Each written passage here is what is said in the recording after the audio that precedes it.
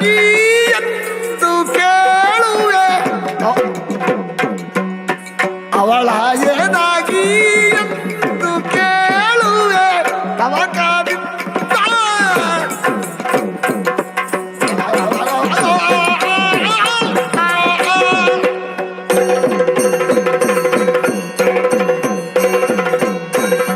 ಅಯ್ಯ ದೇವಶಿಲ್ಪಿಯಾದ ವಿಶ್ವಕರ್ಮ, ಸೂರ್ಯನಾರಾಯಣನೇ, ನೀನು ನಮಗೂ ಅಭಿನಂದನೀಯನೇ ಇದ್ದಿ.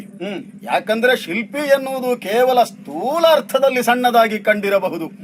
ಆದರೆ ಯೋಗ್ಯವಾದಂತಹ ಅರ್ಹತೆಯನ್ನು ಹೊಂದಿರುವ ಧಾತುವನ್ನು ಉಪಯೋಗಿಸಿಕೊಂಡು ಹೊಸತನನ್ನು ಸೃಷ್ಟಿಸಬೇಕಾದಂತಹ ರೂವಾರಿ ಎಂಬ